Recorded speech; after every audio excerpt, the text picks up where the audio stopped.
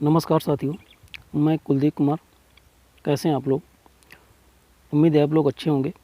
तो देखिए, यहाँ पर railway assistant loco pilot ALP 2024 की न्यू वैकेंसी आ चुकी है और इसका ऑफिशियल नोटिस भी जारी हो गया है। तो यहाँ पर देखते हैं, बात करते हैं अगर टोटल वैकेंसी की, तो टोटल पोस्ट यहाँ पर देखिए दी गई 5,696। और चूँकि दोस्तों 2019 के कंपेरिजन में अगर देखा जाए तो बहुत ही कम वैकेंसी है, लेकिन रेलवे नोटिस के अकॉर्डिंग वैकेंसी को घटाया बढ़ाया भी जा सकता है, तो ज़्यादा सोचने की ज़रूरत नहीं है। आइए मैं स्टेप बाय स्टेप सारी जानकारी देने की कोशिश करता हूँ आपको।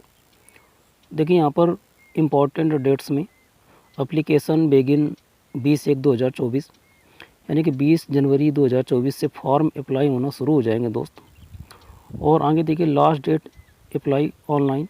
तो यहाँ पर फॉर्म अप्लाई करने की जो लास्ट डेट है वो दोस्तों 19 फरवरी 2024 है। 19 फरवरी 2024 तक आप फॉर्म को अप्लाई कर पाएंगे। इसके बाद आगे बात करते हैं करेक्शन डेट की। तो यहाँ पर देखिए, फॉर्म को अप्लाई करते टाइम आपके फॉर्म कोई गलती हो जाती है तो उसके लिए आप 20 से 29 फरवरी के बीच में आप करेक्शन करा सकते हैं। आगे अगर बात करते हैं कि फ़ीस के लिए, तो यहाँ पर देखिए जनरल OBC EWS के एग्ज़ाम फ़ीस यहाँ पर 500 रुपये है और SC ST के लिए एग्ज़ाम फ़ीस यहाँ पर 250 रुपये है और फीमेल कैंडिडेट्स के लिए यहाँ पर फीस 250 रुपये है। और after appear the stage first exam, तो यहाँ पर देखिए अगर आप स्टेज फर्स्ट क्वालिफाई करते हैं तो आपके अकाउंट में 400 रुपये और रिफ़ंड हो जाएंगे और फीमेल के लिए 250 रुपये रिफ़ंड हो जाएंगे। आइए आगे बात करते हैं देखिए एज लिमिट के बारे में। तो यहाँ पर दोस्तों एज लिमिट की जो काउंटिंग होगी वो 1/7/2024 से होगी। तो 1/7/2024 के अकॉर्डिंग आपकी मिनिमम एज 18 साल होनी चाहिए और मैक्सिमम एज 30 साल होनी चाहिए। लेकिन इसमें OBC के लिए 3 साल की छूट भी रहेगी और SC ST के लिए 5 साल की छूट रहेगी। तो यहाँ पर OBC के लिए बात करें तो 30 + 3 यानी कि 33 साल तक के सभी भाई फॉर्म को अप्लाई कर पाएंगे। आगे बात करते हैं वैकेंसी डिटेल्स की। तो यहाँ पर देखिए 5,696 टोटल पोस्ट, यहाँ पर इसमें क्वालिफ़िकेशन दी गई है। बात करते हैं अगर क्वालिफ़िकेशन के दोस्तों, तो यहाँ पर देखिए हाई स्कूल के साथ आपके पास ITI होना चाहिए, NCVT फिर SCVT। यहाँ पर नीचे इससे रिलेटेड सारी ट्रेड्स दी गई हैं जिनमें आपको ITI होना अनिवार्य है। या फिर आपके पास क्लास 10 के साथ, हाई स्कूल के साथ आपके पास कोई डिप्लोमा हो मैकेनिकल, इलेक्ट्रिकल, इलेक्ट्रॉनिक्स या ऑटोमोबाइल से, तो भी एलिजिबल है। या फिर आपके पास BE BTech की डिग्री हो मैकेनिकल, इलेक्ट्रॉनिक्स या ऑटोमोबाइल इंजीनियरिंग से, तो भी एलिजिबल है। और आगे देखते हैं यहाँ पर वैकेंसी डिटेल्स दी गई है जोन वाइज, है ना। तो यहाँ पर जोन वाइज वैकेंसी डिटेल्स दी गई है।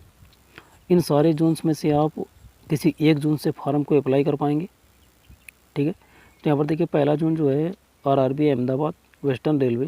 तो यहाँ पर OBC जनरल के लिए 95 पोस्ट हैं और OBC के लिए 65 पोस्ट हैं, SC के लिए 37 हैं, ST के लिए 17 हैं और टोटल पोस्ट यहाँ पर 238 हैं।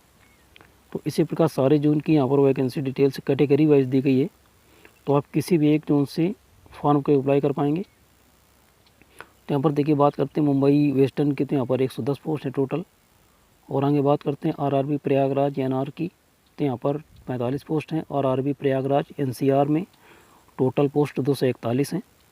तो ये आप देख सकते हैं, सारी जानकारी दी गई है आपको और बाकी जानकारी मैं आपको नोटिफिकेशन के माध्यम से देता हूँ। ये दोस्तों रेलवे का ऑफिशियल नोटिस है।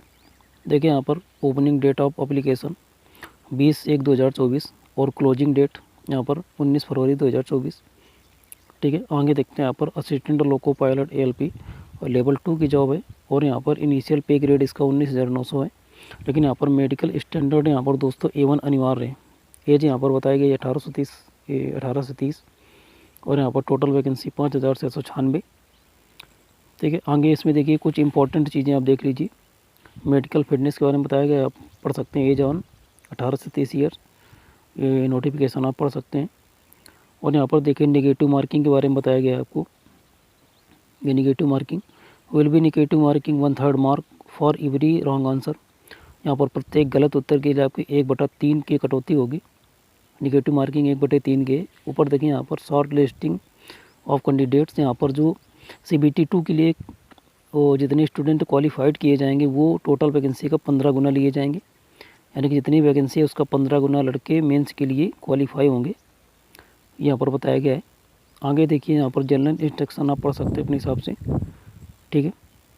और आगे कुछ इंपॉर्टेंट चीज़ें देखते हैं। देखिए यहाँ पर मेडिकल स्टैंडर्ड के बारे में बताया गया है आपको। मेडिकल स्टैंडर्ड आपका A1 होना अनिवार्य है और physically fit in all respects. और यहाँ पर विजन देखिए 6/6 यानी कि आँख आपकी और 6/6 होनी चाहिए और कलर ब्लाइंडनेस नहीं होना चाहिए, ठीक है। आगे देखिए यहाँ पर एज लिमिट की बात की गई है, जो कि मैं पहले बता चुका हूँ आपको।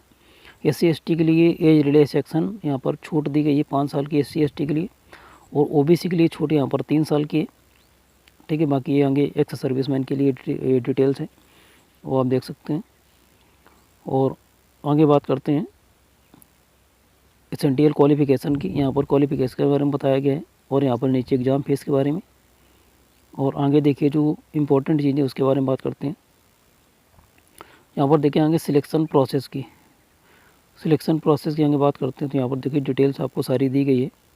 ये रिक्रूटमेंट प्रोसेस, सिलेक्शन प्रोसेस जिसका है वो रहेगा आपका, सबसे पहले आपका प्री एग्ज़ाम होगा CBT 1, और उसके बाद आपका सेकंड स्टेज मेंस एग्ज़ाम होगा CBT 2, और CBT 2 के बाद जो है आपका एक कंप्यूटर बेस्ड एक एप्टीट्यूड टेस्ट होगा जिसको आप साइको टेस्ट बोलते हैं, और उसके बाद डॉक्यूमेंट वेरिफिकेशन होगा और उसके बाद मेडिकल होगा, ठीक है। तो यहाँ पर देखते अगर बात करते हैं कि CBT 1 प्री एग्ज़ाम के लिए यहाँ पर अगर एग्ज़ाम पैटर्न की बात करते हैं, सिलेबस की बात करते हैं, तो यहाँ पर दिया गया है जो प्री में एग्ज़ाम होगा आपका CBT 1 वो 60 मिनट का होगा और उसमें 75 क्वेश्चंस होंगे और प्रत्येक क्वेश्चन 1 नंबर का होगा, ठीक है। और यहाँ पर निगेटिव मार्किंग 130 की होगी, दिया हुआ है।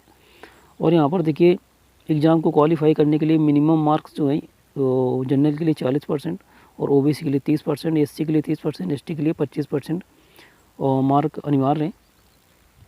और यहाँ पर देखिए CBT 1 का सब्जेक्ट वाइज सिलेबस दिया गया है। मैथ होगी और मेंटल एबिलिटी रीजनिंग होगी और जनरल साइंस से क्वेश्चन होंगे और जनरल अवेयरनेस GK GS होगी। तो यहाँ पर देखते हैं कि मैथ के लिए जो सिलेबस के चैप्टर वो देखिए नंबर सिस्टम, मोडोमास, decimal, fraction, LCM, SCF, ratio and preparation, percentage, mensuration, time and work, ये सारे चैप्टर दिए हुए हैं और जो इसके सिलेबस के अंतर्गत आते हैं। और आगे देखिए मेंटल एबिलिटी रीजनिंग के बारे में, तो रीजनिंग के ये सारे चैप्टर हैं जिनसे क्वेश्चन पूछे जाएंगे। आप देख सकते हैं analogies, alphabetical and number series, coding decoding और मैथमेटिकल ऑपरेशंस, रिलेशनशिप, सिलोजिज्म, ये आप देख सकते हैं, ये रीजनिंग के चैप्टर्स हैं। और जनरल साइंस जो रहेगी आपके syllabus under this cell cover physics, chemistry and life science of 10th standard level. यहाँ पर जो आपकी जनरल साइंस से क्वेश्चन पूछे जाएंगे वो आपकी फिजिक्स और केमिस्ट्री, बायो से पूछे जाएंगे और उसका सिलेबस हाई स्कूल लेवल का रहेगा।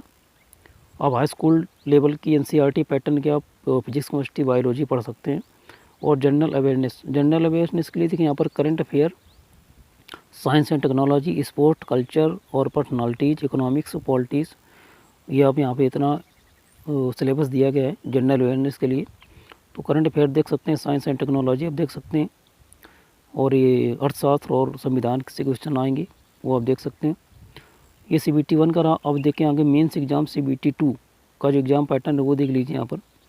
यहाँ पर बताया गया कि short listing of candidate for CBT shall be done और RB wise and community wise as per their normalise marks merit in CBT 1। यहाँ पर देखिए CBT 2 के लिए जो स्टूडेंट क्वालिफाइड होंगे वो यहाँ पर 15 गुना होंगे टोटल वैकेंसी का। और यहाँ पर नॉर्मलाइजेशन की बात कही गई है CBT 1 में। और यहाँ पर देखिए आगे दिया गया पैटर्न इसके बारे में। CBT 2 का जो पैटर्न है यहाँ पर जो CBT 2 जो मेंस एग्ज़ाम होगा वो आपका 2 पार्ट में होगा, पार्ट A पार्ट B, और दोनों पार्ट के लिए टोटल जो टाइम होगा वो 2 घंटे 30 मिनट का होगा और टोटल क्वेश्चन 175 होंगे। और यहाँ पर जो पार्ट ए जो होगा वो 90 मिनट का होगा, 100 क्वेश्चन होंगे। और जो पार्ट B होगा वो 60 मिनट का एग्ज़ाम होगा और उसमें 75 क्वेश्चन होंगे और दोनों कंबाइंड होंगे एक ही एग्ज़ाम में, पार्ट A B। और यहाँ पर देखिए निगेटिव मार्किंग वही रहेगी 1/3, 1/3, और नॉर्मलाइजेशन भी होगा इसमें। और पार्ट A में मिनिमम परसेंटेज एलिजिबिलिटी, यहाँ पर देखो पार्ट A में जो क्वालिफिकेशन की जो मिनिमम मार्क्स लाने हैं अनिवार्य हैं वो 40%, 30%, वही सेम। देखिए अगर पार्ट A की सिलेबस की बात करें तो यहाँ पर देखिए इसमें ऊपर देखिए जो पार्ट B होगा आपका वो आपका क्वालिफाइंग नेचर का होगा जिसमें आपको 35% मार्क लाना अनिवार्य है। 35% मार्क आप ले आते तो उसी भी पार्ट बी में आप क्वालिफाई होंगे। यदि आप पार्ट बी में क्वालिफाइड हैं तभी आप पार्ट ए में क्वालिफाइड होंगे, अन्यथा नहीं होंगे, इसमें बताया गया है।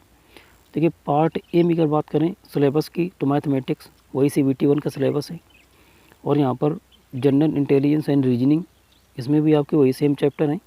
और यहाँ पर जो तीसरा टॉपिक है बेसिक साइंस एंड इंजीनियरिंग, है ना, ये एक नया टॉपिक है उसके लिए, और ये उसको आपको अलग से पढ़ना पड़ेगा। आगे देखिए syllabus part B. Part B में क्या होगा, पार्ट बी जो होगा आपका, उसमें आपने जिस ट्रेड से ITI या डिग्री या डिप्लोमा किया हुआ है उसके अकॉर्डिंग क्वेश्चन पूछे जाएंगे। पार्ट बी जो होगा आपका, आपकी ट्रेड से रिलेटेड आपका जो पेपर होगा उससे क्वेश्चन होंगे। जिस ट्रेड से आपने ITI या BE BTech जो भी आपने किया होगा उसी ट्रेड के अकॉर्डिंग आपको पढ़ाई करनी है CBA पार्ट बी के लिए। ठीक है दोस्तों, ये इस प्रकार आगे यहाँ पर देखिए डिटेल से दी गई है। जिस ट्रेड से जो स्टूडेंट होगा उसके हिसाब से उसी ट्रेड के अकॉर्डिंग आपको पार्ट बी की तैयारी करनी है। ठीक है, आगे देखिए यहाँ पर उसके बाद एक कंप्यूटर बेस्ड एप्टीट्यूड टेस्ट होगा CBAT साइको टेस्ट। ठीक है, यहाँ पर साइको टेस्ट के लिए CBT 2 से 8 गुना लड़के पास किए जाएंगे। जितनी वैकेंसी है उसका 8 गुना लड़के साइको टेस्ट के लिए पास किए जाएंगे, और उसके बाद यहाँ पर डॉक्यूमेंट वेरिफिकेशन होगा, उसके बाद मेडिकल होगा। ठीक है, तो ये रही मेन जानकारी ऑफिशियल नोटिस के माध्यम से। उम्मीद है कि आपको वीडियो अच्छी लगी होगी दोस्तों। तो तब तक के लिए सभी भाइयों को मेरी तरफ से बेस्ट ऑफ लक, और मिलते हैं नेक्स्ट वीडियो में।